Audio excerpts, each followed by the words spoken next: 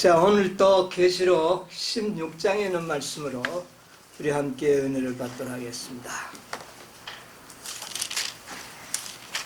계시록 16장 10절로부터 있는 말씀을 제가 보겠습니다.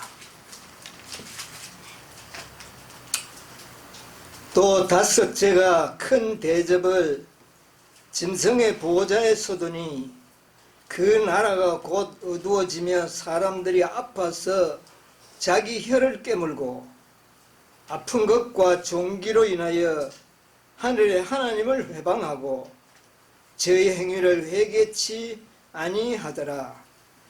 또 여섯째가 그 대접을 큰 강 유브라데의 소돔에 강물이 말라서 동방에서 오는 왕들의 길이 예비되더라. 12절까지만 읽도록 하겠습니다. 네. 오늘은 다섯째 재앙과 여섯째 재앙 조금을 연구해 보려고 합니다. 지난 안식일에 우리는 첫째 재앙에서 넷째 재앙까지를 좀 우리가 연구하면서 은혜를 받았습니다. 이 7재앙은 이 땅에 내릴 하나님의 마지막 진노요. 이것으로 모든 것은 다 마치게 된다. 그렇게 이야기를 했습니다. 7장이 내리는 목적이 뭐죠? 왜 7장이 내립니까? 하나님이 무엇 때문에 진노하십니까? 진노의 포도주를 섞인 것이 없이 마시도록 하겠다. 그렇게 그게 7재앙이죠. 왜 하나님이 왜 진노하실까요? 죄 때문에 그럴까요? 죄 지어가지고 진노할까요? 예, 뭐 그럴 수도 있죠. 예, 죄 지은 자 벌을 받으니까요. 근데 성경적으로 우리가 가장 크게 두 가지를 좀 의미를 나누어 생각을 해야 합니다. 여러분, 히브리서 2장 3절에 뭐라고 말씀하셨습니까? 히브리서 2장 3절. 우리가 이같이 큰 구원을 등한히 여기면 어찌 피하리오? 예, 됐습니다. 시간이 좀 절약하려고 다 읽지 않겠습니다. 이같이 큰 구원을 어떻게 해요? 등한히 여겼다. 등한히 여긴 자들에게 내리는 하나님의 진노. 무엇을 등한히 여겼다고요? 어떤 구원? 큰 구원. 오늘 우리가 마리아가 그렇게 크게 느꼈던 사랑의 그 원동력이 되었던 것은 큰 구원에 있었습니다. 우리의 구원을 위하여 하늘이 어떤 희생을 치르셨으며 하나님과 예수 그리스도가 이 땅에 어떠한 사랑으로 우리에게 베푸셨는가? 그럼에도 불구하고 구원받기를 거절하는 자들에게 내리는 하나님의 진노입니다. 한마디로 이야기하면 구원을 거절한 데 대한 진노입니다. 모두가 구원받기를 하나님은 원하십니다. 그래서 그 죄값을 여러 수십 값절 이상으로 갚으셨어요. 뭐를 위해서? 우리의 죄 문제 생각하지 말고 우리의 구원을 위해서요. 우리를 구원하기 위하여 온 하늘을 어떻게 했습니까? 다 주셨습니다. 그런데 그 값없이 주시는 구원을 거절한 자들에게 나타나는 하나님의 진 어찌 피하리요? 구원을 받지 않고도 벌을 안 받겠다. 이건 있을 수가 없는 일입니다. 왜? 하나님께서는 구원을 위하여 베푸신 그 희생이 너무나 크고 그 사랑이 너무나 큰 것이었기 때문에 그것을 거절한 자들에게서 하나님께서는 어린 양의 진노와 아버지의 진노가 내리게 되는 겁니다. 그거 언제 내릴까요? 7재앙 때. 7재앙 때 내릴 겁니다. 자, 두 번째 또 하나의 진노가 내리는 이유가 뭘까요? 구원을 등한히 여긴 것에 대한 또 하나는요, 역시 히브리서 사도 바울이 이야기했습니다. 히브리서 10장 29절. 하물며 하나님 아들을 밟고 자기를 거룩하게 하는 언약의 피를 부정한 것으로 여기고 은혜의 성령을 욕되게 하는 자의 당연히 받을 형벌이 얼마나 더 중하겠느냐. 너희는 생각하라. 너희는 뭐하라? 생각하라. 생각하라. 뭐한 것에 대한 형벌. 아들을 밟고 너희를 어떻게 하기 위해서? 거룩하게 하기 위하여 흘리신 거룩한 피. 우리를 뭐하게 하기 위해서? 거룩하게 하도록 무슨 피를요? 언약의 피. 언약의 피를. 그리스도를 믿으면 내가 너희를 어떻게 하겠다? 거룩하게 하도록 하기 위하여 여기에는 언약의 피로 상징을 합니다. 십자가의 피는 우리의 죄값을 갚으시는 피도 되지만 또 어떤 피예요? 언약의 피. 무엇을 위한? 우리를 거룩하게 하시겠다는 겁니다. 그것을 약속하기 위하여 피를 흘리셨다. 그러면 우리가 거룩하게 되지 못했을 때에 하나님께서 느끼시는 분노가 없겠습니까? 여러분, 완전한 품성은 무엇이라고요? 흠과 점이 없는 완전한 품성을 어떻게 주시겠다고요? 선물로 주시겠다. 원하는 자에게는 누구든지 선물로 얻게 하시리라. 시대의 소망 762페이지. 예, 어떤 자에게? 원하기만 하면 누구든지 이 품성을 어떻게 하겠다? 선물로 주시겠다. 그런데 그것을 위하여 예수님은 언약의 피를 흘리신 겁니다. 그런데도 거룩하게 흠과 점이 없이 입술에 거짓이 없는 사람으로 변화되지 못한다면 거기에는 뭐가 있을 것이요? 형벌을 피하지 못하리라. 이것을 너희는 뭐하라? 생각하라. 이 두 가지입니다. 크게 따지면 이 두 가지예요. 셋째 천사의 기별은 짐승의 표를 받지 말고 뭐를 받으라는 겁니까? 하나님의 인을 받으라. 하나님의 거룩한 인은 하나님의 품성인데 이것을 너희에게 무엇으로 주리라? 믿음으로 말미암아 주리라. 뭐와 함께? 큰 구원과 함께 너희에게 주리라.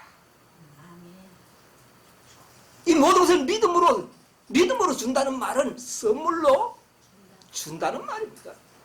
너희의 행위로 주는 것이 아니에요.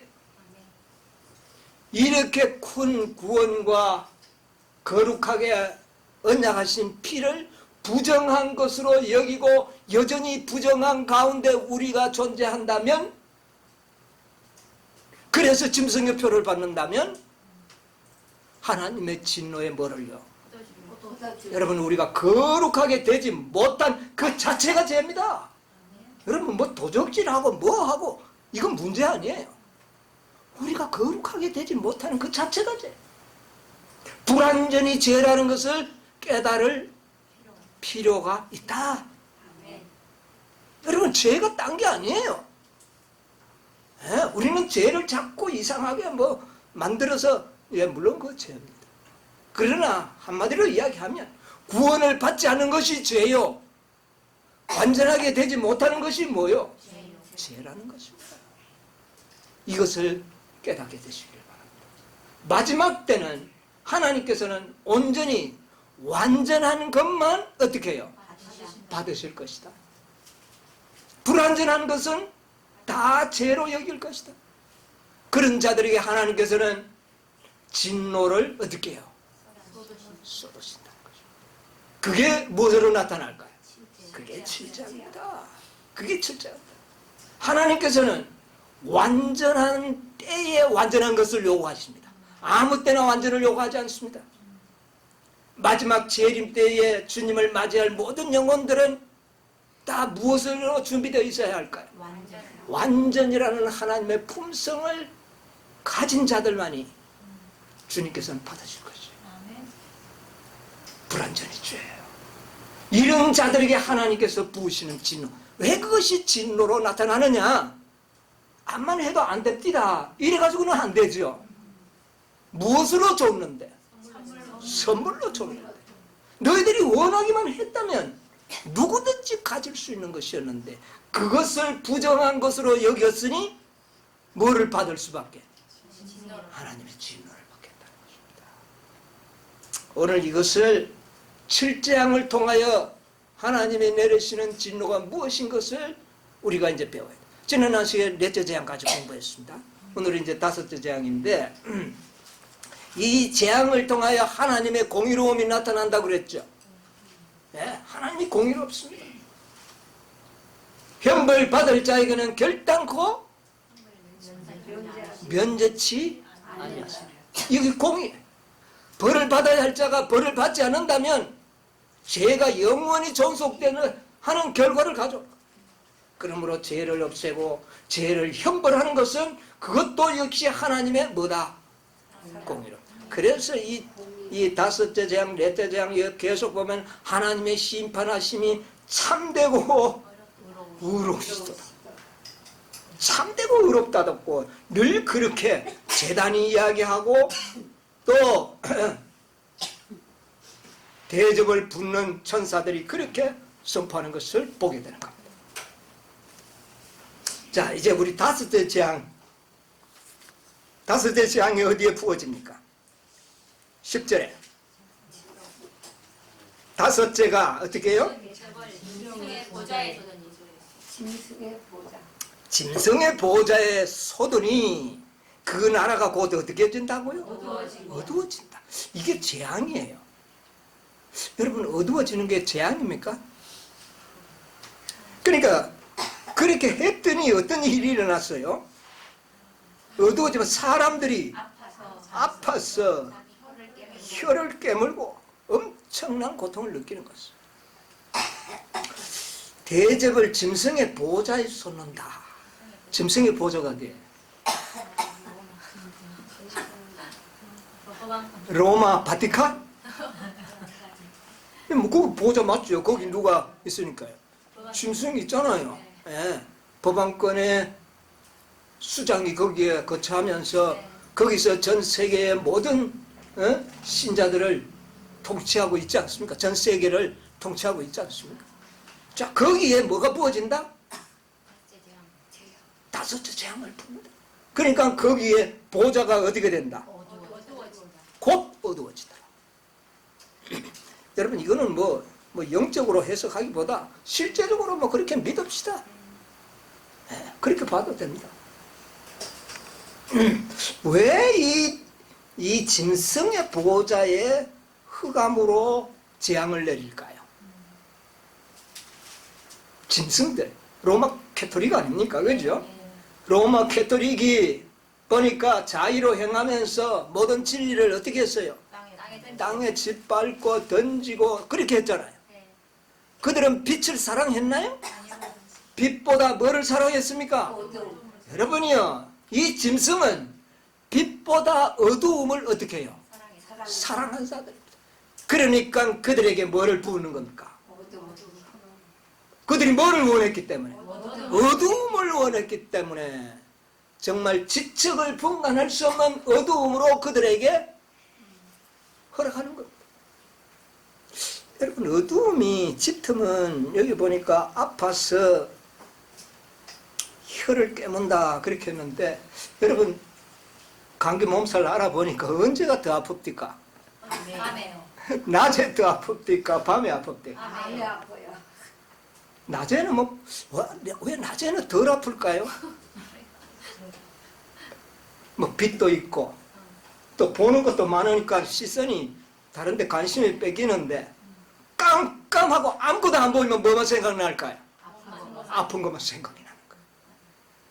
여러분, 독종이 얼마나 아픈지를 여기서 이야기했잖아요.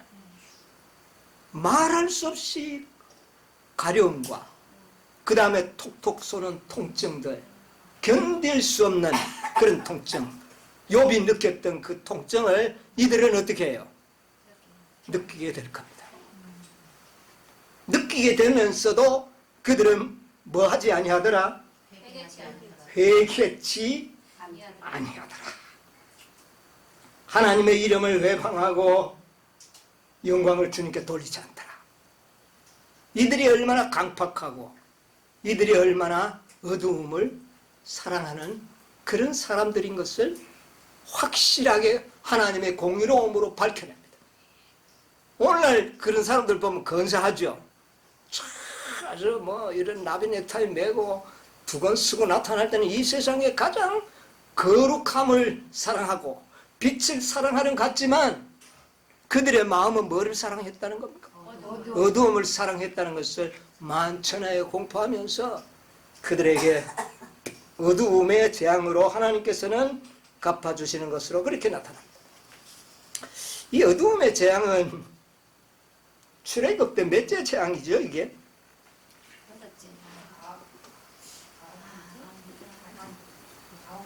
예, 9번째 재앙이죠.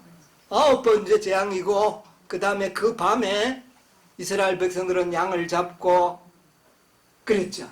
예. 이렇게 했는데 어두움이 9번째예요. 근데 이 어두움이 하나님의 백성들에게는 이게 매우 좋은 겁니다. 이때는요. 하나님의 그 재앙이 악인들에게는 재앙이지만 우리들에게는 굉장히 그 축복이 될 수도 있다고 생각이 들어요. 왜냐? 애국 군인들이 이스라엘 백성들이 도망간 것을 알고 따라와서 지척에 이르러서 그들을 다 잡아서 포로로 데려가려 하는 그 찰나에 이 어두움이 어떻게 했습니까? 어두움이 붕 뜨더니 애굽 사람 앞에 내려가지고 어떻게 했어요? 한 발자국도 움직일 수 없이 어둠 속에 가두어 버렸습니다. 저는 이걸 보면서 우리가 말이에요. 한 넷째 재앙쯤 되면 인류의 번영이 아주 절정에 이르를 겁니다. 그리고 우리를 다 죽이려고 하는 이런 공포가 내려가지고 죽이려고 날짜를 잡아놨는데 아직은 날짜는 되지 않았는데 이들이 너무나 고통스럽고 하니까 저 작은 무리들 때문에 하나님이 진노하셨다고 하면서 이들을 어떻게 하려고 할까요? 죽이려고 할 때에 아마 이때도 이 어두움을 하나님께서 사용하지 않겠나.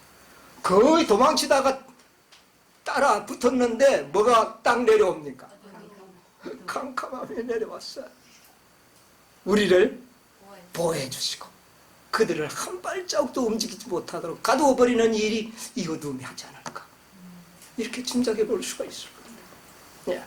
어쨌든 이 다섯째 재앙은 하나님께서 정말 놀라운 재앙이라는 것을 우리가 이해할 수 있을 것 같습니다. 자, 그래서 다섯째 재앙은 이 정도로 하고 첫째 재앙에서부터 다섯째 재앙은 천년계에 나타나는 이런 재앙들인데 이런 것은 첫째, 둘째, 셋째, 넷째, 다섯까지는 아마 뭐 이게 그렇게 시간적으로 뭐 7재앙의 기간이 얼마입니까? 1년이면 하나의 재앙이 기간이 평균적으로 나누면 어느 정도 됩니까? 한 달 좀 넘겠죠? 근데 내가 봤을 때는 아마 뭐 이 첫째 재앙에서부터 다섯째 재앙까지는 그렇게 시간이 걸리지 않고 아주 빠른 속도로 좀 진행되지 않았을까. 그렇게 좀 추측이 됩니다. 그게 뭐 그렇게 좋은 기가 좋은 기는 뭐 나기야 나지만은 이것은 끝까지 가지 않습니까? 모든 재앙이 끝까지 가죠. 그러나 둘째, 셋째 피가 되고 피가 되는 이런 것들을 뭐 그렇게 길게 시간을 그걸 별 이유가 없어요. 왜냐? 뭐 이것 보고 그들이 회개하고 돌아오고 이런 일이 그때는 어떻게 해요? 없기 때문에 연속적으로 일어나고 이 대부분의 7재앙의 기간은 아마겟돈 전쟁에서 시간을 많이 소요하지 않겠는가. 그렇게 생각합니다. 자, 이제 여섯째 재앙을 한번 보겠습니다. 이 여섯째 재앙은 이 세상에서 일어날 마지막 영육 간의 모든 전쟁의 마지막이 되는 겁니다. 실제적인 전쟁이고 또 영적인 선악의 대쟁투도 이것으로 모든 것이 끝납니다. 자, 한번 읽어보겠습니다. 12절, 16절. 또 여섯째가 그 대접을 큰 강 유브라데에 쏟음에 강물이 말라서 동방에서 오는 왕들의 길이 예비되더라. 이 유브라데 강에 솟는 이 장면이 나오는데 이 아마겟돈 전쟁이 꽤 많은 시간 속에서 아마 역사가 나타나리라고 생각이 들어요. 여러분, 전쟁이 이건 세계적인 전쟁이 될 것인데 이 전쟁이 막 갑자기 툭 나타나고 뭐 끝나버리 이렇게 될 수 있을까요? 이 전쟁은 상당히 긴 기간 동안에 진행되고 결말과 함께 그리스도의 재림으로 연결되리라 그렇게 생각이 들어요. 자, 그래서 이 아마겟돈 전쟁이 뭐냐? 이 여섯째 재앙은 제가 한 여러 시간을 좀 사용을 하려고 그래요. 왜냐하면 이 아마겟돈 전쟁은 선악의 대쟁투의 종말적인 전쟁이요. 또 이 세상의 물리적인 전쟁의 종말이기 때문에 그 종말을 우리가 간단하게 넘길 수가 없잖아요. 그것을 심층 깊게 연구함으로 인해서 다시 한번 구속의 경륜을 우리가 확인을 하고 우리가 깨달을 필요가 있다고 생각합니다. 오늘은 이 12절 이래 나오는 요 단순하게 큰 강 유브라데 강의 쏟음에 뭐가 마른다? 강물이 마르고 동방에서 오는 왕들의 길이 예비되더라 그랬는데 유브라데 강에 물이 마르는 것과 동방의 왕이 누군지에 대해서만 잠시 좀 오늘 설명을 좀 드리려고 합니다. 이 아마겟돈 전쟁에 대해서는 여러 가지 견해들이 제법 있습니다. 첫째적으로 옛날에 우리 재림 선구자들도 약간 그런 경향이 있었습니다만은 큰 강 유브라데 강은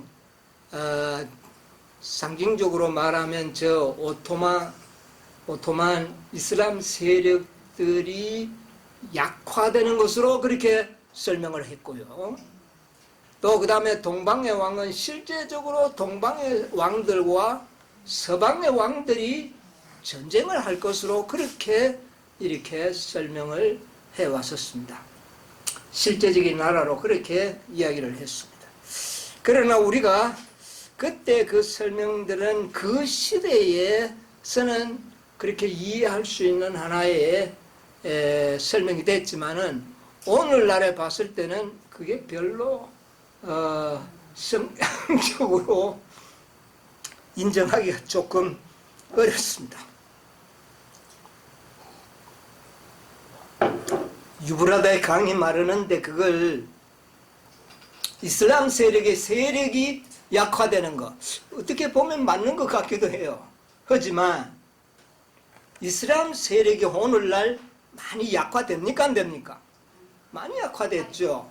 이라크의 멸망에 의해서 이슬람 세력은 완전히 이 지상에서 꺾였습니다. 지금 현재. 그러나 그것이 이루어지는 예언의 시점이 언제냐 하면 이슬람 세력이 약화되는 것은 지금이에요. 그렇잖아요. 그러나 이것은 언제입니까? 시기가 아마겟돈 여섯째 재앙 때입니다. 아직 우리는 첫째 재앙도 없고 일일 봉독 내리지 않았는데 여섯째 재앙이 먼저 이루어진다. 이건 말이 아니죠. 그런데 여기에는 여섯째 재앙 때에 대접을 쏟으니 어떻게 해요? 강물이 말랐다는 겁니다. 그러므로 이것은 그 시대에 여섯째 재앙이 첫째, 둘째, 셋째, 넷째가 지나고 다섯째가 지나는 그 조금에 이르러서 이루어질 뭡니까? 예언적 성취라는 것을 우리가 생각해 봤을 때에 그 설명은 지금 할 수 있는 설명이 결코 아니라는 것을 우리가 짐작을 할 수가 있죠. 자, 그래서 저는 이것을 아마겟돈 전쟁은 아까 된 선악의 대전투, 영적인 전쟁, 이것이 마지막 아마겟돈 전쟁으로 나타날 것이고 그리고 이 땅에 일어나는 모든 물리적인 전쟁도 그때에 어떻게 해요? 동반될 것이라는 겁니다. 그게 전부는 아니에요. 그러나 그것이 반드시 동반이 되고 동반되면서 그 전쟁은 악인들이 악인들을 죽이는 무수한 살생으로 이루어질 것이다. 그래서 피가 흘러서 어디에까지? 말굴레까지 차더라. 이것을 무수한 사람들의 뭐가요? 살림이 있을 것이다. 언제? 아마겟돈 전쟁에는 그런 일이 있을 것이다. 결국 참 이스라엘을 치러 올라왔던 옛날에 원수들이 자기끼리 싸워서 죽었던 것처럼 이 아마겟돈 전쟁에서도 그와 같은 역사가 또 어떻게 될 것이다? 반복될 것이다. 이것을 좀 우리는 초점을 맞춰야 되겠다고 생각합니다. 그러면 실제적인 전쟁이 반드시 동반된다는 것입니다. 영적인 전쟁에는 실제적인, 여러분 하늘에 사단도 처음에는 율법 전쟁으로 그랬지만 마지막에는 물리적으로 대항을 했습니다. 그래서 그들이 어디로 쫓겨나갔어요? 뒷땅 쫓겨나갔어요. 여러분 마지막 전쟁에도요, 영적인 전쟁인과 동시에 사단은 반드시 어린 양을 대적하여 싸움을 걸어서 결론이 나도록 할 겁니다. 그냥 포기하지 않는다고 말합니다. 자기가 할 수 있는, 결과는 뻔한 것이지만 자기가 할 수 있는 모든 것을 다 하고 패배하는 것으로서 결론이 나도록 그렇게 되어 있다는 것을 아마겟돈 전쟁에서 볼 수가 있습니다. 여러분, 우리 화이트석에 있는 말씀을 좀 보도록 하겠습니다. 화이트석 계시록 16장 14절로 16절에 그 주석인데, 적대하는 두 세력 하는 데서 나옵니다. 적대하는 두 큰 세력이 나타나 마지막 대쟁투를 주도할 두 세력이 대쟁투를 어떻게 한다? 주도할 것이다. 그 다음에 한쪽 편에는 하늘과 땅의 창조주께서 서 계신다.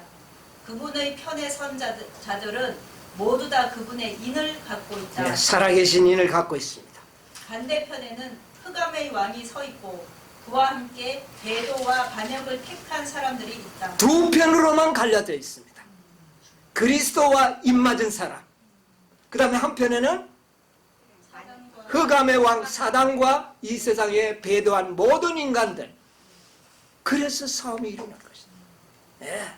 자, 그 다음에 화이트석 같은 그 성경절입니다.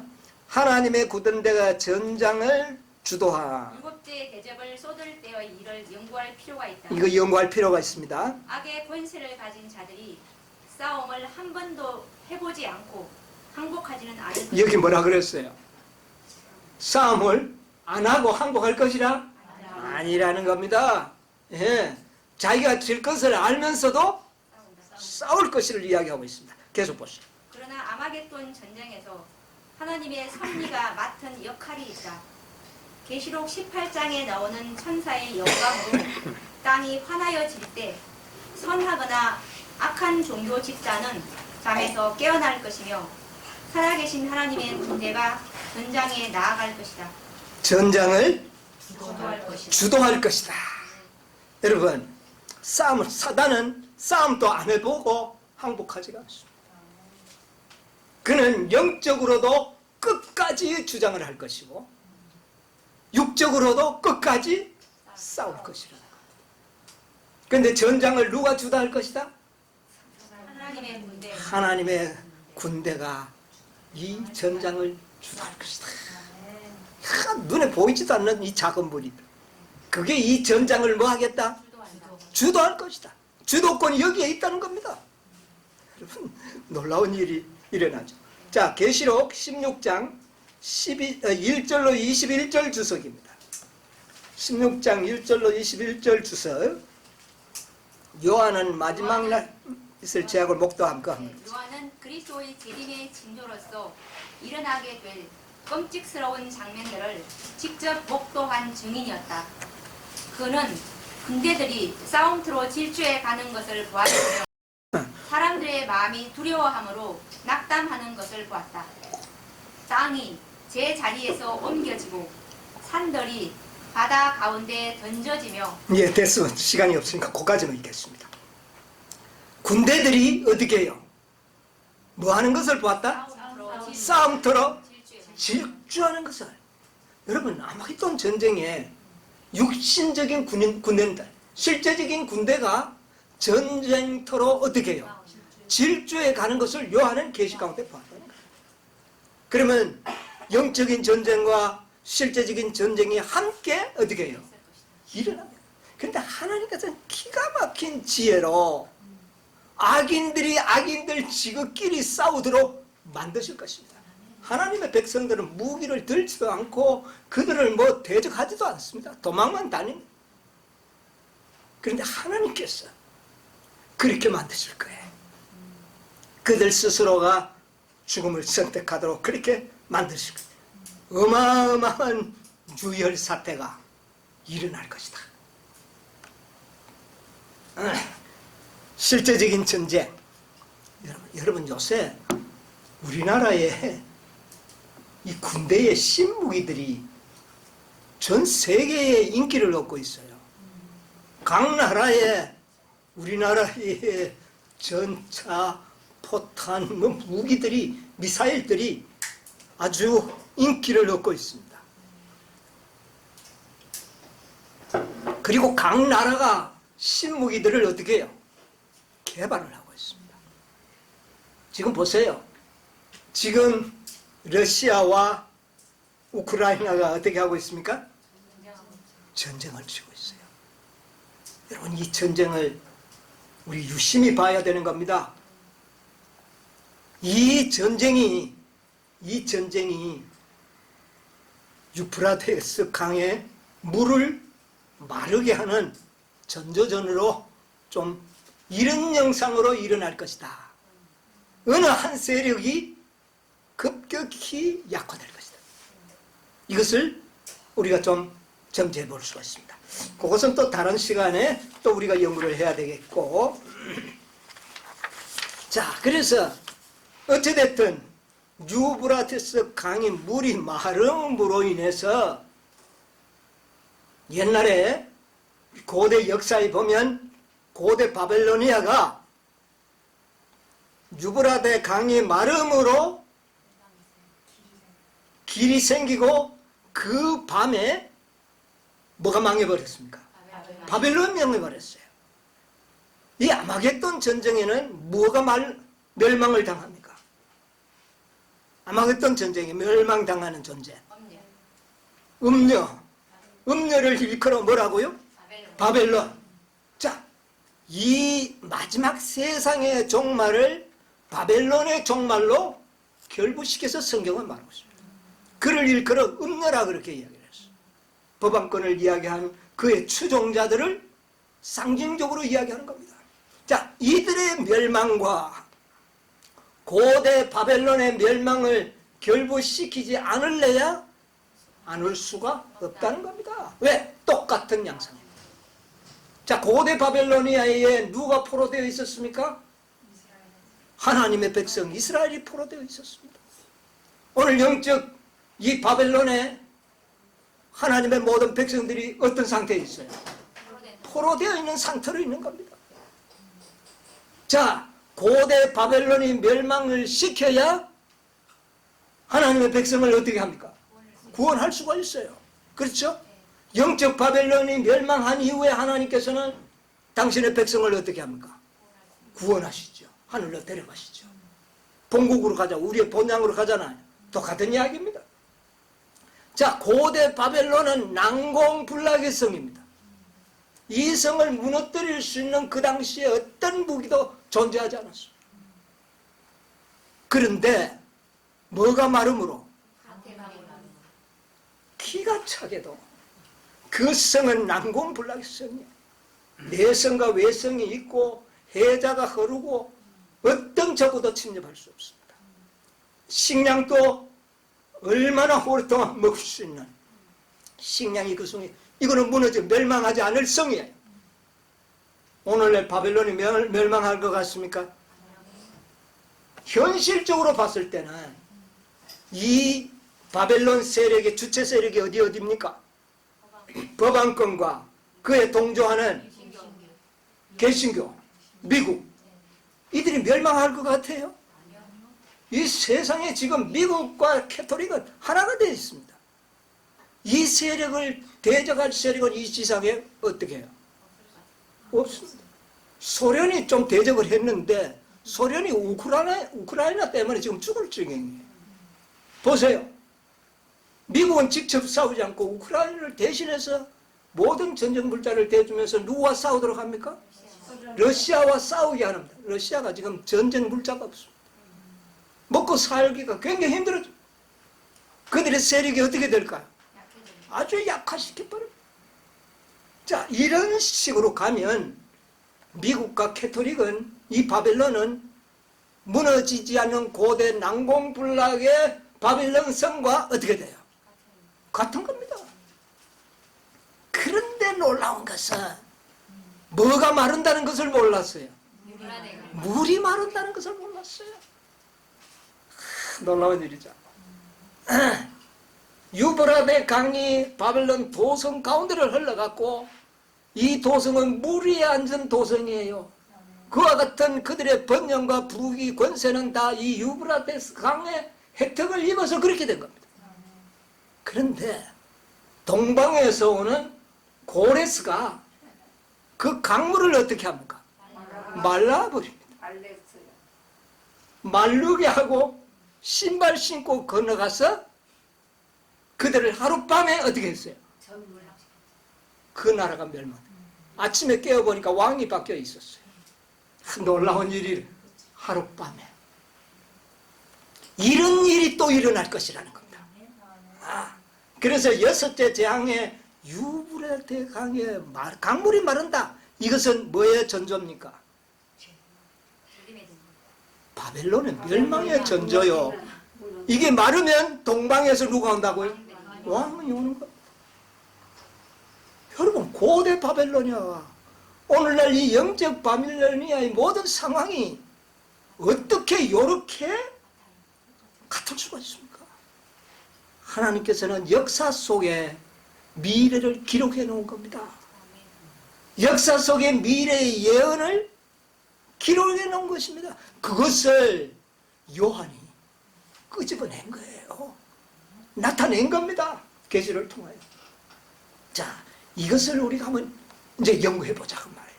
자, 이 강물이 마른다는 것이 자, 예언이 되어 있습니다. 우리 성경절 좀 읽어보겠습니다. 자, 그런데 한 가지만 좀 더 이야기하고 성경 찾겠습니다. 이 바벨론이 멸망하기 바로 그 밤에 어떻게 했습니까? 잔치를 하고 취해 있었죠. 취해 있었어요. 정말 재밌는 이야기입니다. 마지막 이 영적 바벨론도 취할 겁니다. 자, 요거 성경을 하나 읽겠습니다. 예레미야 51장 7절.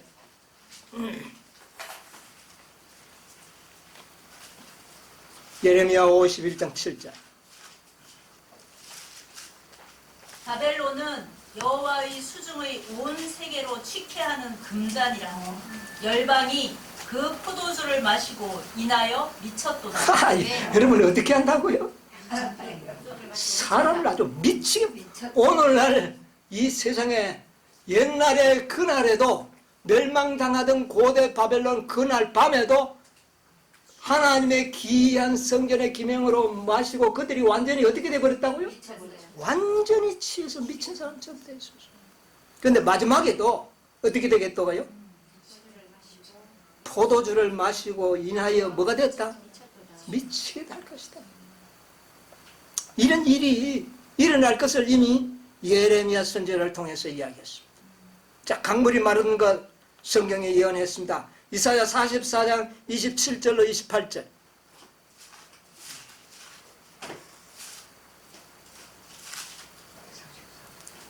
너는 44장 27절로 28절. 기품에 대하여 이르기를 마르라. 뭐하라? 말하라. 마르라. 야, 보세요. 내가 내 강물들을 마르게 하리라 하며 고레스에 대하여는 이르기를 그는 나의 목자라. 나의 모든 기쁨을 성취하리라 하며. 예, 됐습니다. 시간이 없으니까. 자, 여기에 보니까 깊은 물, 유브라다 그 물이 어떻게 하라? 마르라. 또 마르게 하리라. 그런데 거기에 누구 이름이 나옵니까? 고레스가 나옵니다. 여러분, 이 고레스는요, 이사야가 이 글을 쓸 때는 아직 이 세상에 그의 부모도 없었고 150년 전입니다. 고레스가 태어났어요. 그때에 이미 고레스의 이름을 기록하시면서 이 왕이 나타나서 유브라데 강을 말릴 것을 예언해 놓은 겁니다. 그러면 이렇게 예언적으로 태어나지도 않는 사람의 이름을 들먹였다면 이 이야기는 마지막 구속사에 반드시 적용할 사건이 있다는 겁니다. 있다는 겁니다. 그러므로 우리는 이 사건을, 이 역사를 깊이 연구해야 되는 겁니다. 네. 자, 이사야 11장 15절. 11장 15절. 여호와께서 애굽 해골을 말리우시고 손을 유브라데 하수 위에 흔들어 뜨거운 바람을 일으켜서 그 하수를 쳐서 7 갈래로 나눠 신 신고 건너가게 하실 것이다. 유브라데 강을 어떻게 하겠다? 말려가지고 어떻게 가겠다? 신 신고 가도록 만들었겠다. 여러분, 이 얼마나 놀라운 예언입니까? 이것은 역사적인 매우 구속사적으로 가치 있는 역사라는 것을 여러분 인식하셔야 돼요. 이게 뭐 단순히 그런 세상 역사로 흘러간다면 이게 무슨 의미가 있습니까? 자, 그 다음에 이것을 이제 우리가 보면 계시록 이것을 영적으로 이제 조금 우리 한번 보도록 하겠습니다. 17장 1절 한번 보세요.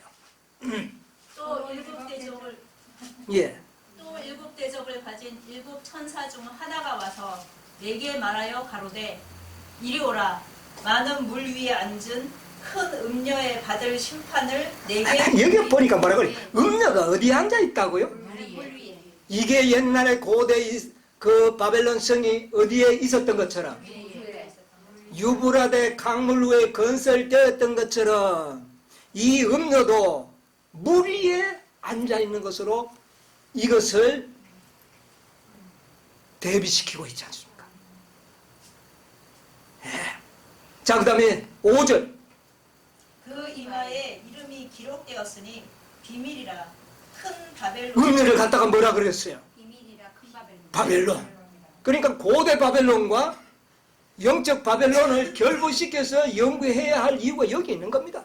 말씀으로 고리를 연결해주고 있지 않습니까? 그 다음에요. 땅의 음녀들과 가증한 것들의 어미라 하였더라. 예, 그래서 우리는 고대 바벨론과 오늘날 영적 바벨론을 같은 사건으로 비유되고 상징된 것으로 연구해야 될 것을 여기에서 찾아볼 수가 있는 겁니다. 예.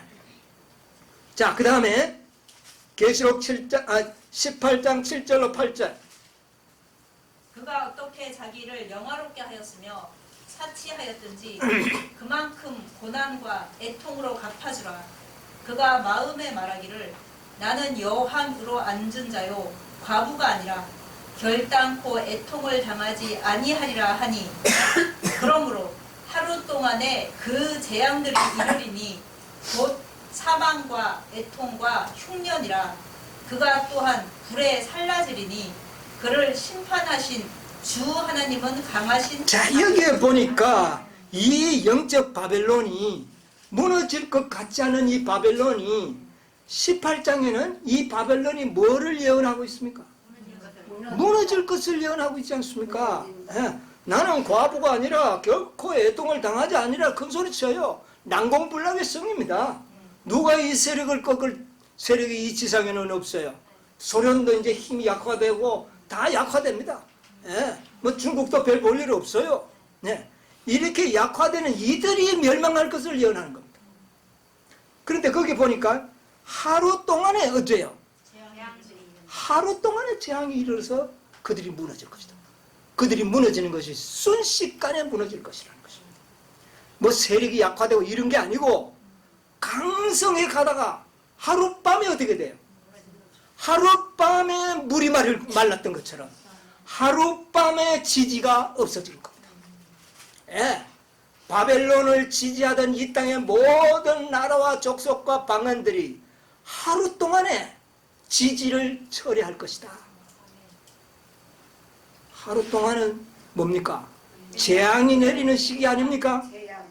자, 옛날에 바벨론이 하룻밤에 물이 말라가지고 망했지 않습니까? 예. 이것도 역시 하루 만에 물이 마르고 어떻게 된다고요? 멸망할 것에 대한 예언이 나오는 겁니다. 야, 이 고대 바벨론과 영적 바벨론의 이 역사를 우리는 자세히 연구할 필요가 있는 겁니다. 자, 계시록 17장 1절 한번 읽어보세요. 또 일곱 대접을 가진 아까 봤죠? 예, 아까 봤으니까 읽지 않고 큰 음녀가 받을 심판을 내게 어떻게 하리라? 보이리라. 자, 그 다음에 15절 읽으세요. 15절. 또 천사가 내게 말하되 내가 본 바 음녀에 앉은 물은 백성과 무리와 열국과 방언들이니라. 자, 여기 보니까 물이 뭐라고요? 백성, 물은 물이 백성과 무리와 열국, 그렇죠? 열국 방언들이라 그렇게 이야기를 했어요. 자, 이거는 많은 사람들이 갑자기 유브라데 강이 마르듯이 갑자기 이들이 어떻게 되느냐?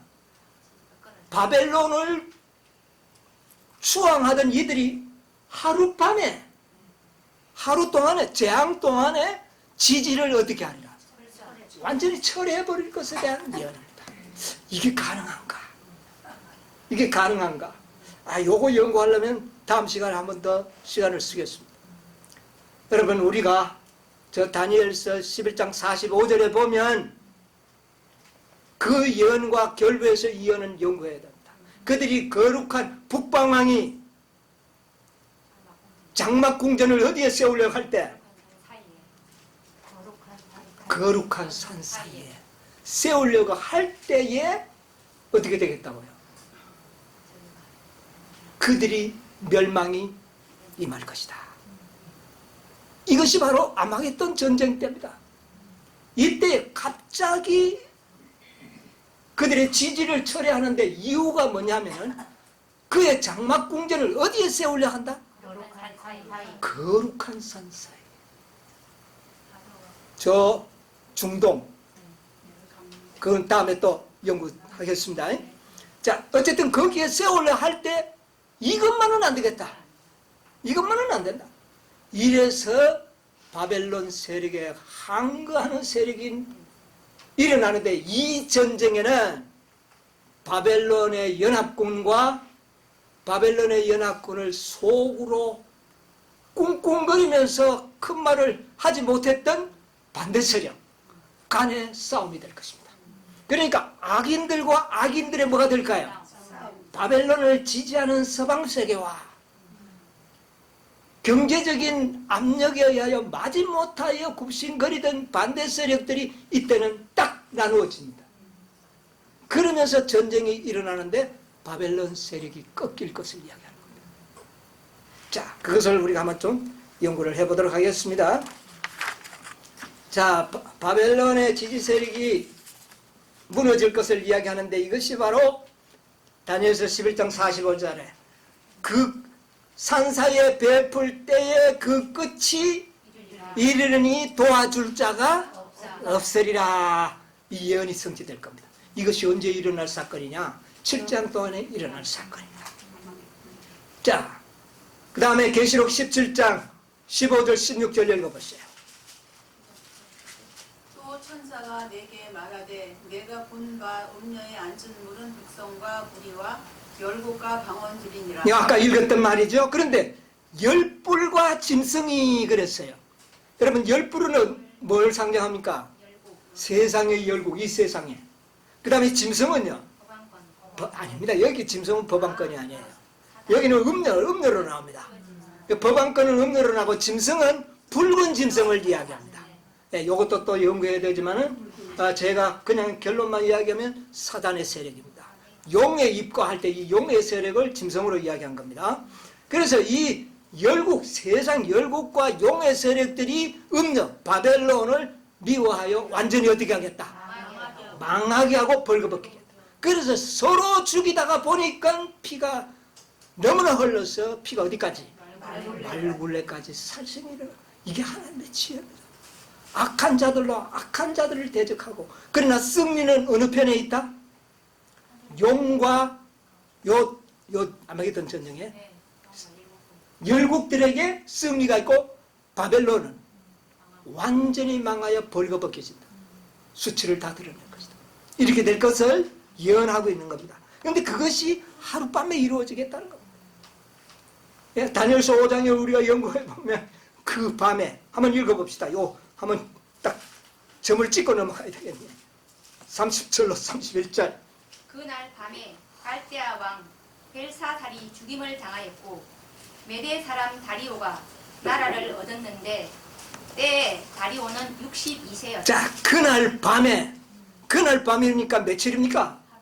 하루. 맞죠? 자, 그러면 18장 8절을 보세요. 계시록 18장 8절. 그러므로 하루 동안에 그 재앙들이 이르리니 자, 며칠 동안? 하루 동안 하루. 이게 언제입니까? 7장이죠? 예. 7장 때 물이 마릅니다. 7장 이 아마겟돈 전쟁의 그 클라이막스가 될 때까지는 바벨론은 건재합니다. 벨살살 왕이 그날 죽기 전까지는 건재했습니다. 바벨론이 뭐 시들시들한 게 아닙니다. 건재하게 있다가 갑자기 어떻게 해버려요? 망해버려요. 영적 바벨론도 건재하게 있다가 갑자기 망해버려요. 네, 이 똑같은 겁니다. 역사적인 모델을 봤을 때. 자, 그렇게 물이 마름으로 인하여 어느 왕이? 아니,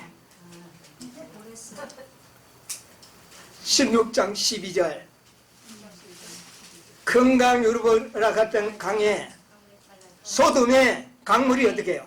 말라서 결과는 동방에서 오는 왕들의 길이 예비되더라. 그럼 동방의 왕이 누구냐?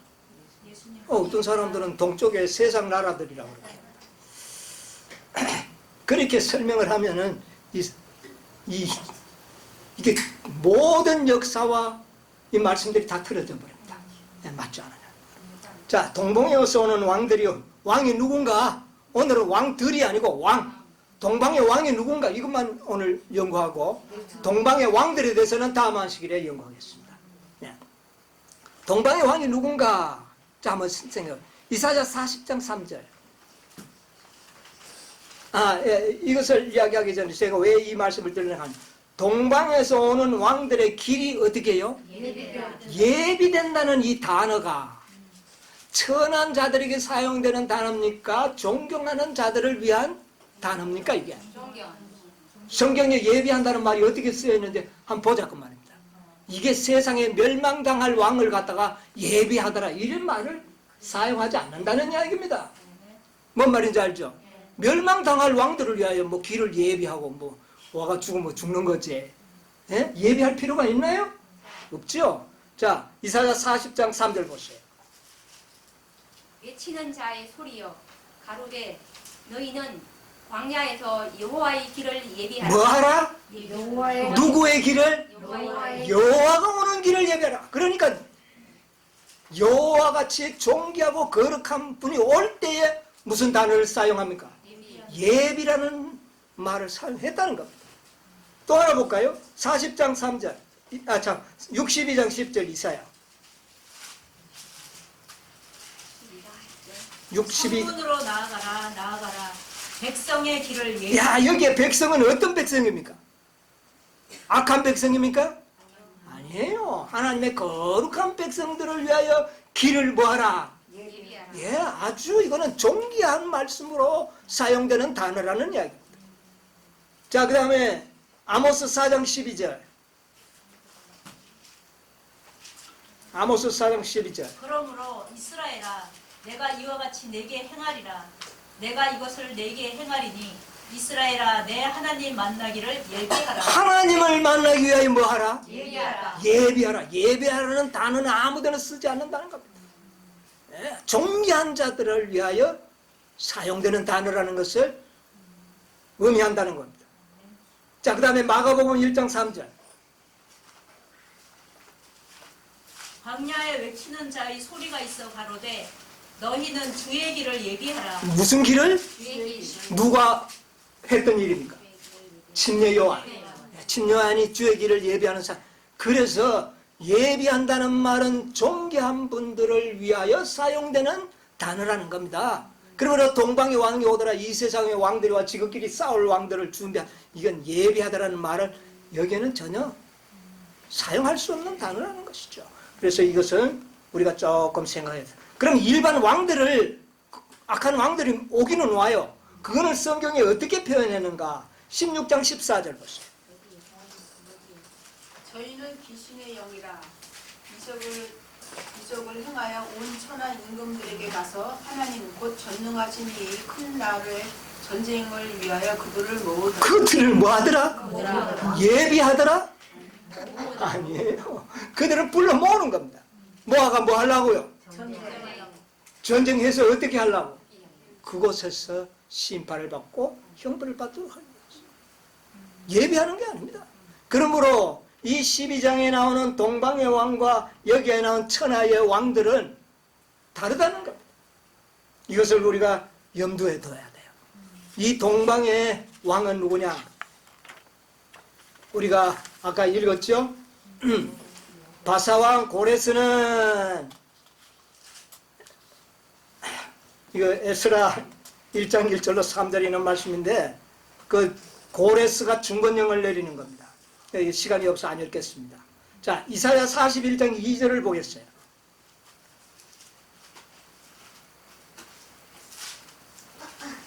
누가 동방에서 사람을 일으키며 자, 동방에서, 동쪽에서 사람을 일으키며, 그 다음에요. 의로 불러서 자기 발 앞에 이르게 하였느뇨. 열국으로 그 앞에 굴복해 하며 그로 왕들을 치리하게 하되 그들로 그의 칼에 티끌 같게 그의 팔에 불리는 촉에 같게 하며. 자, 여기 보면 이 동방의 왕은 이거 누구를 이야기하는 것 같습니까? 분명히 예수님에 대한 이 예언을 상징적으로 이야기하는데, 그러나 그 상징의 인물은 누구냐 하면 고레스라는 겁니다. 고레스가 동방에서 와서 열국을 굴복시키고 천하를 통일할 것을 예언한 말씀이에요. 자, 41장 25절 보세요. 내가 한 사람을 일으켜 북방에서 오게 하며 내 이름을 부르는 자를 해 돋는 곳에서 오게 하였나니 그가 이르러 방백들을 회삼물같이 토기장의 진흙을 밟음같이 밟을 것이니. 자, 여기 해돋는 데로부터 동방이죠. 예, 동방입니다. 동쪽으로부터 오게 하였나니, 그러니까 예수님을 상징하는 건 분명합니다. 그러나 그 상징하는 역사적 인물은 고레스였다는 겁니다. 그런데 고레스가 동쪽에서 오는 왕으로 표상했다면 예수님은 무슨 왕으로? 동방의 왕으로 상징했던 겁니다. 네. 자, 이제 보겠습니다. 이사야 45장 1절 보세요. 나 여호와는 나의 기름 받은 고레스의 오른손을 잡고. 자, 여기 보니까 고레스를 뭐 받았다고요? 기름 받은 기름 부음 받았다는 건 뭡니까 이게? 왕으로. 예수님을 상징하는 인물이라는 겁니다. 고레스가 무슨 기름을 부었어요? 메시아도 아니고 뭐 기름 부음을 받은 적이 없습니다. 그런데 여기는 기름 부은 왕으로 이야기했는데 그 왕은 누구였어요 실제는? 예수님을 상징하는 인물로 그렇게 이야기하는 겁니다. 그래서 고레스가 동쪽에서 오는 것처럼 예수 그리스도도 동쪽에서 오는 왕으로 상징하기 위해서 여기에 성경에 기록된 겁니다. 150년 전에 역사적인 인물로 이렇게 성경에는 기록하고 있는 겁니다. 자, 이사야 44장 27절 28절. 봄에 대하여는 이르기를 아까 읽었죠? 예, 말하라 내가 내 강물들을 마르게 하리라 하며 고레스에 대하여는 이르기를 그는 나의 목자라. 자, 봤습니다. 고레스가 하나님의 목자입니까? 누가 목자입니까? 예수님. 내가 목자라. 내가 선한 목자. 예수님이 목자예요. 그런데 누가 목자라고요? 여기는? 그러므로 고레스는 누구를 상징하는 인물이다? 예수를 상징하는 인물이다. 그런데 고레스가 어디에서 온다고요? 동방에서 온 거예요. 예수님이 어디에서 오는 것으로요? 동방에서 오는 왕으로 이야기하는 거예요. 그래서 유브라덴 강이 마르면 동방의 왕이신 뭐가요? 길이 예비되는 재림이 비로소 가능하더라 그 말. 바벨론의 멸망이 있기 전에는 그리스도의 재림은 없다 그 말입니다. 이걸 가르쳐 주는 거예요. 그래서 동방의 왕은 누구다? 예수님이다. 자, 이것을 다마시길에 좀 더 상세히 또 다른 성경 말씀들을 통하여 또 증거를 좀 드리려고 합니다. 오늘은 시간이 없어서 마쳐야 되겠습니다. 자, 그래서 그런데 동쪽으로부터 왕이 오시는데 이거 그리스도의 재림이죠. 16장 15절을 보세요. 아마겟돈 전쟁 중에 15절에 이런 말씀이 나옵니다. 보라, 내가 도적같이 오리니 누구든지 깨어 자기 옷을 지켜 벌거벗고 다니지 아니하며 자기의 부끄러움을 보이지 아니하는 자가 여기 있도다. 자, 보세요. 여기에 보니까 아마겟돈 전쟁에 왜 벌거벗고 다니지 않도록 하라 이런 말을 했을까요? 총알 날아오니까 그럽니까? 왜 이 말이 필요할까요? 벌거벗고 다니지 않도록 주의하라. 왜 그렇게 할까요? 동방의 왕이 그리스도의 재림을 상징하기 때문에 그날에 너희는 어떤 자로 나타나지 않도록? 벌거벗고 다니는 자로 나타나지 않도록 하라 그 말입니다. 만약 동방의 왕이 세상 어떤 나라라면 이 말씀은 아주 생뚱맞은 말씀입니다. 전쟁 치는데 뭐 벌거벗고 다니고 뭐 입고 다니고. 이것은 곧 동방의 왕이 그리스도의 재림을 상징하기 때문에 그날에 너희는 뭐 하지 않고 벌거벗은 채로 있지 않도록 주의하라. 이런 권면이 필요한 겁니다. 전쟁 중에도 이 말이 언제 필요할까요? 그때 필요합니까? 지금 필요합니까? 지금 알아야죠. 지금 알아야죠. 그래야 우리가 뭐를 준비합니까? 옷을 준비해야죠. 네, 준비해야 돼요. 벌거벗고 다니지 않도록. 그런데 성경에 매우 우리의 마음을 슬프게 하는 예언이 있죠. 마지막 라오디게아 교회가 어떤 상태로 예언이 되고 있습니까? 부족하고 가난하고 벌거벗은 상태로 나타나고 있지 않습니까? 그러면 여기에 나오는 아마겟돈 전쟁의 기사 중에 너희가 벌거벗고 다니지 않게 하라는 이 말씀은 라오디게아 상태에 너희들이 머물러 있지 말라. 라오디게아 교회는 부족하여 부족함이 없다 하나 내가 볼 때는 너희들은 부족하다. 여러분, 바벨론이 왜 무너졌습니까? 왜 망했습니까? 손이 벽에 나타나서 뭐라고 기록했어요? 메네 데겔 우바르신. 달아보니 뭐하더라? 부족하여 멸망한 겁니다. 여러분, 바벨론의 멸망은 부족하면 망한 것이에요. 여러분, 마지막 교회가 부족한 것으로 나타납니다. 부족하다. 그리고 뭐를 입지 않았다? 옷을 입지 않은 것을. 그러면 어떻게 된다는 겁니까? 그 상태로 있다면 바벨론과 함께 멸망당할 것을 우리에게 경고해 주는 것입니다. 여러분, 우리가 뭐 딴 거 필요 없습니다. 완전하지 못하면 바벨론과 함께 망하리라는 것이 기별입니다. 여러분이 그날에 우리가 부족함으로 나타나지 않게 되기를 바랍니다. 아멘. 은혜의 때에 거룩한 옷으로 언약의 피로 말미암아 거룩한 백성으로 나타나게 되시기를 간절히 바라면서 오늘 말씀을 마치도록 하겠습니다. 아멘.